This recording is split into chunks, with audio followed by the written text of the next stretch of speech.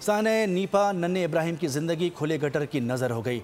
हंसते बसते खानदान की दुनिया उजड़ गई। इस संगीन गफलत का जिम्मेदार कौन, ताहाल तायुन ना हो सका। बच्चे के दादा ने इंक्वायरी कमीशन बनाने का मुतालबा कर दिया। कराची में रवां साल गटर और नालों में गिरकर जाँ बहक होने वालों की तादाद 24 हो चुकी है। मैं किसके हाथ पे अपना लहू तलाश करूं? शहर बेअमा कराची का अलमिया।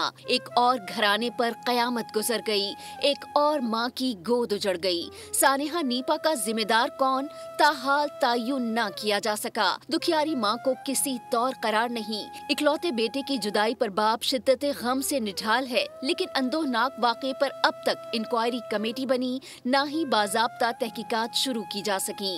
हुक्मरानों की खींचातानी का सिलसिला जारी, जिम्मेदारी लेने को कोई तैयार नहीं। इदारे एक दूसरे को मुर्दे इल्जाम ठहराने लगे। टीएमसी गुलशन इकबाल ने मलबा के एमसी पर डाल दिया।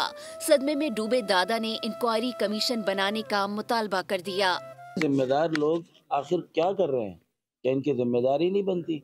इनकी गफलत और लापरवाही की वजह से और इनकी बद इंतजामी की वजह से तो ये हादसा पेश आया है।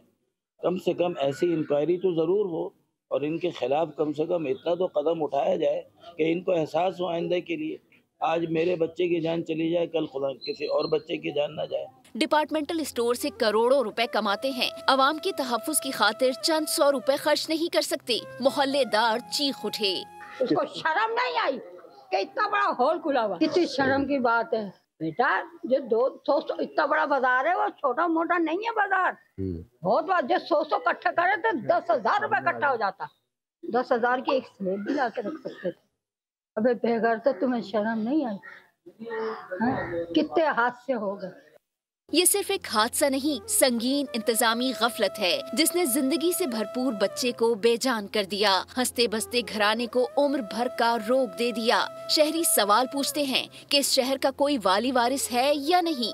हुक्मरानों को जगाने के लिए आखिर और कितनी माओं को अपने जिगर गोशों की कुर्बानी देना पड़ेगी। सब्सक्राइब करें और बेल दबाएं ताकि कोई खबर रह न जाए।